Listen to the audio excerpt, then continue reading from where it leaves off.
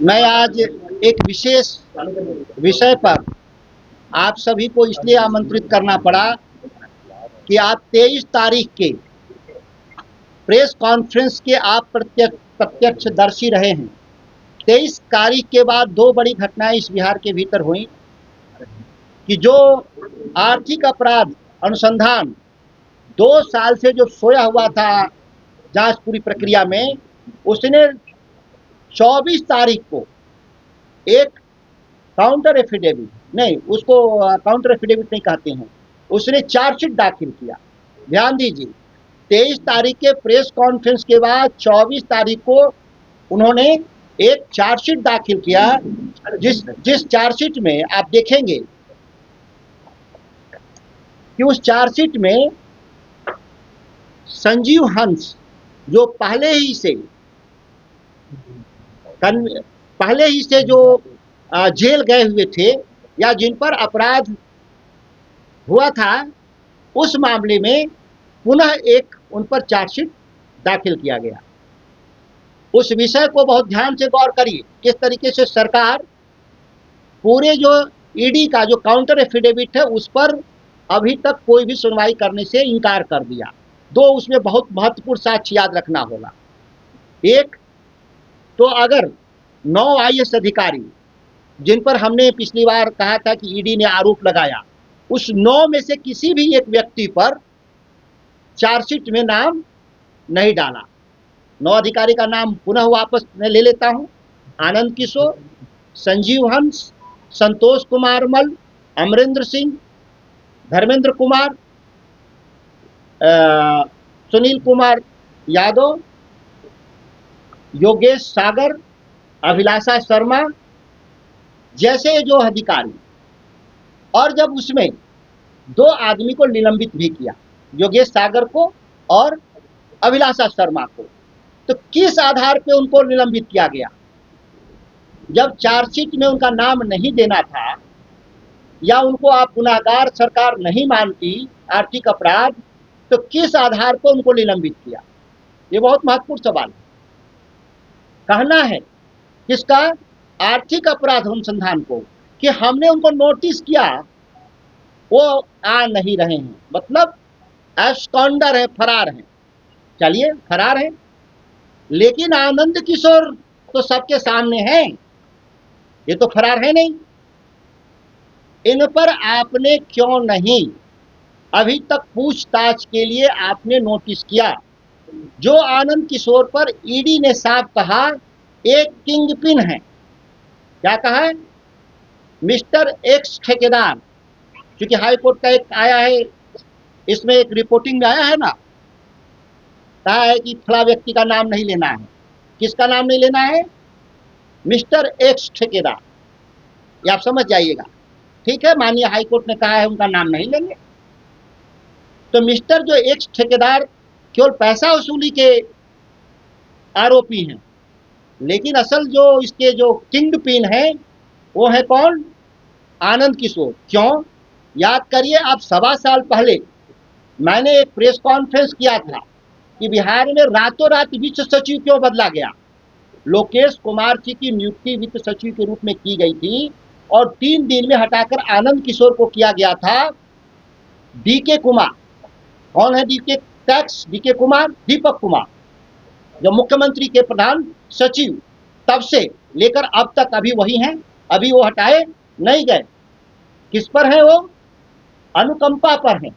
उनका रिटायरमेंट हो गया है, उनको लगातार उनका सेवा विस्तार दिया जा रहा है। क्या उनमें दीपक कुमार में खासियत है? क्या बिहार में IAS अधिकारियों का टोटा पड़ा हुआ है? क्यों? जो चीफ सेक्रेटरी रहते हुए, प्रधान सचिव रहते हुए तमाम घोटाले के इर्द गिर्द रहे, उनको आनंद किशोर को वित्त सचिव बनाया गया था उनकी बेटी ईशा वर्मा को 25 करोड़ का ठेका देने के लिए। हालांकि उसके बाद बात आई गई, मेरे आरोप के बाद भी जांच नहीं किया गया। अभी शायद कोई कह रहा था सरकार में कि सबूत क्या है। सबूत तो सरकार का काम है जुटाना। अगर हमने आरोप लगाया, मीडिया ने लगाया, किसी ने लगाया, तो सबूत कौन करेगा, जुटाएगा? सरकार का काम होता है जांच करके सबूत जुटाना। उसके लिए लोकपाल होता है, आर्थिक अपराध अनुसंधान होता है, भारत सरकार की कई एजेंसियां हैं, बिहार में लोकपाल नहीं है, कौन जांच करेगा? लोकपाल की नियुक्ति कौन करता है? सरकार करती है। 5 साल से बिहार में लोकायुक्त नहीं है। जब बिहार में लोकायुक्त नहीं है तो किसके खिलाफ हम कंप्लेन करेंगे? कौन जांच करेगा? तो इस तरीके का जो एक संदिग्ध पूरे बिहार भर में जो माहौल बनाया है सरकार के स्तर पे, शीर्ष के स्तर पे। अब कह रहे हैं लोग कि आनंद किशोर पर क्या साक्ष्य है? साक्ष्य यही है कि जो मुमुक्षु चौधरी जेल में है उसने साफ शब्दों में कहा कि 25 लाख रुपए का एक पोस्टिंग कराया, इन्होंने 25 लाख रुपए दिए और एक 40 लाख का पोस्टिंग कराया, 40 लाख दिए। यही सबसे बड़ा किंग पिन होता है, जो आपराधिक कृत्य के अधिकारियों की पोस्टिंग कर रहा हो। लालू जी पर चारा घोटाले में क्या आरोप था, क्यों सजा हुआ? आप चूंकि नौजवान पत्रकार हैं, उस समय नहीं रहेंगे, पुराने लोग होंगे, पूछिएगा। उन पर पैसा लेने का आरोप नहीं था, उन पर आरोप ही था कि चारा घोटाले के मुख्य अभियुक्त के को आपने सेवा विस्तार दिया था। तो जब लालू प्रसाद जी को सेवा विस्तार के आधार पे सजा हो सकती है, तो इस घोटाले में शामिल जो तमाम अधिकारी हैं, जो इसमें कई लोग सेवा विस्तार पर हैं, जैसे तारणी प्रसाद के पास कितना नगद मिला? 11 करोड़। कितना? अभी तो हाल ही की बात है ना। इस मामले के अभियुक्तों में से तारणी प्रसाद के घर पे 11 करोड़ मिला। तारणी प्रसाद क्या थे? सेवा विस्तार पे नौकरी में थे। सेवा विस्तार किसने दिया? बिहार का मुख्यमंत्री दिया। तो सवाल यह है कि मुख्यमंत्री से आपने कोई पूछताछ किया? जब आपके पास साक्ष्य था ईडी के पास, और ईडी का भी खेल देखिए, ईडी कब सक्रिय थी? 21-22 में सक्रिय हुई। जब तेजस्वी जी और नीतीश कुमार जब सरकार बना लिए तो सरकार को कैसे पाला बदल हो, नीतीश कुमार को भाजपा में लाया जाए, इस पाला बदलने के लिए ईडी ने लगातार बिहार में कितने छापामारी किए? दर्जनों छापामारी हुआ। और जब ही नीतीश कुमार भाजपा के साथ चले गए, ईडी फाइल को ठंडे बस्ते में डाल के रख दिया। ईडी कब सक्रिय होती है? जब मिस्टर एक्स ठेकेदार, अच्छा कोर्ट का, तो मिस्टर एक्स ठेकेदार रीशु श्री जाते हैं यह कहने के लिए हाई कोर्ट में कि हुजूर हमको बेल दिया जाए। और जब बेल देने जाते हैं तो ईडी एक काउंटर एफिडेविट 273 पेज का दायर करती है, जिसमें सभी अधिकारियों के साक्ष्य देते हैं। क्या इसमें लिखा है?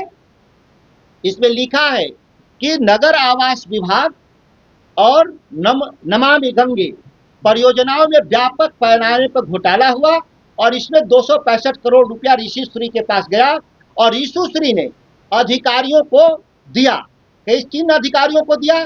नगर विकास विभाग के अधिकारियों को, राजनीतिक नेताओं को और वित्त विभाग के अधिकारी को दिया। लिखा है कि नहीं? तो वित्त विभाग का कौन अधिकारी है? वित्त सचिव कौन है? आनंद किशोर। 10 दिन पहले तक बिहार के वित्त सचिव कौन थे? आनंद किशोर, जिनके बारे में मैंने 1.5 साल भी पहले कहा था कि यही असल घोटाले के सबसे मुख्य कर्णधार हैं। और जहां जहां गए, जहां चरण पड़े, वहां बंटाधार। ये जहां साहब के चरण पड़े, वहां उन्होंने बंटाधार किया। 7 reasons this property will outperform your expectations in 2026. Welcome to SM Engicon Shaligram Heritage Tower. 1. Prime location. It is situated right in the heart of Purnia at Gulab Bagh. 2. Versatile spaces. Featuring premium commercial shops and luxury 1, 2 and 3 BHK flats under one roof. 3. Structural integrity. Built on an earthquake-resistant RCC frame for your ultimate peace of mind. 4. Premium amenities. You will enjoy 24/7 power, continuous water supply and ample basement parking. 5. Advanced safety. Your family is secured with round-the-clock security, CCTV and firefighting systems. 6. Elegant interiors. Finished with premium vitrified tiles, polished marble kitchen slabs and high-quality modular switches. 7. A trusted, RERA-approved developer. Brought to you by SM Engicon, this fully RERA-certified project guarantees transparency, offering flexible installment plans to easily make it yours.